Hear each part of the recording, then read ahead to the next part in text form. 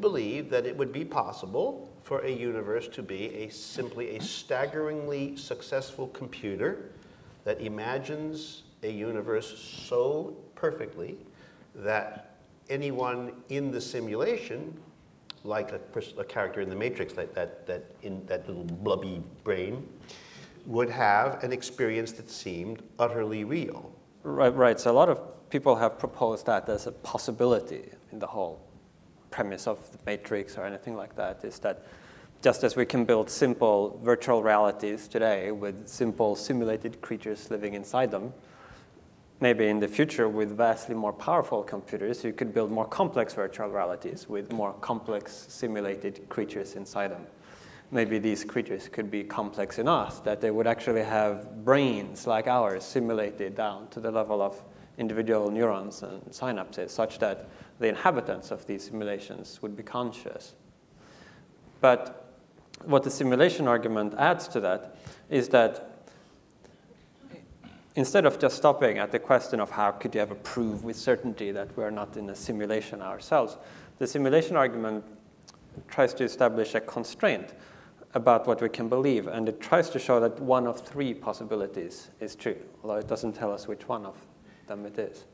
Okay. Now, in a sense, this sounds more radical even perhaps than some of the multiverse theories that we've heard, but in another sense, it's less because it doesn't presuppose any unknown physics.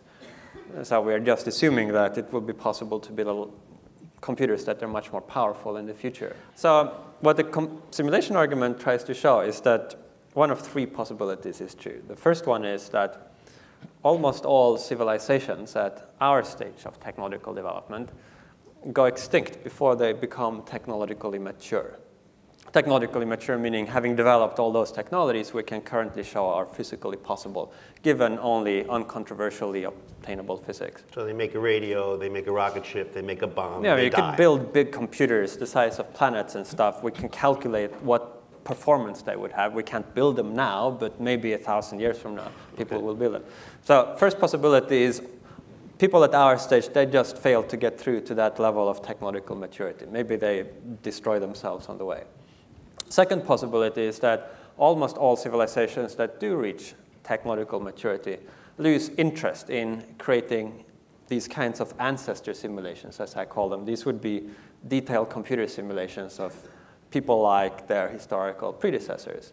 So they have these powerful computers, they have the ability to program them, but they have better things to do with their computers in their time. Okay, here comes three. Right, and the third possibility is that we are almost certainly living in a computer simulation.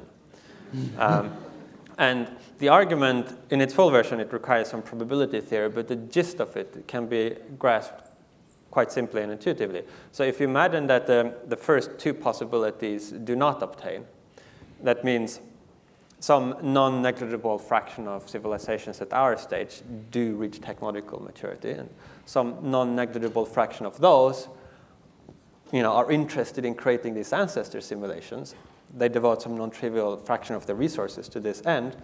You can then show that there would be many, many more ancestor simulations than there would be original courses of history, because why would there be more simulations? Because if you calculate the computing power that a technologically mature civilization would have, and the computing power that would be required to simulate all human brains, it turns out that the latter quantity is a tiny, tiny fraction of the former. So, in other words, by devoting a tiny fraction of their computational resources to this end, they could create astronomical numbers, billions and billions and billions. So you're saying that if the assignment in Mrs. Maggotti's class on the planet Xantar in another universe is, all right, everybody, I want you to make a universe with extraordinary accuracy, and I want you to create 1 billion people with every neuron in place so they all think they're alive. Everybody go. And then Johnny says, can I do it with real matter? Can I make it with like energy and math? And so no, Johnny, that would require 50 tons of stuff. We're just going to do this with bits and bytes. So everybody in the class does it with bits and bytes. And then in the next year, people just keep hitting the repeat button. Right. So the cost of making a pretend universe is just infinitely smaller than making a real one?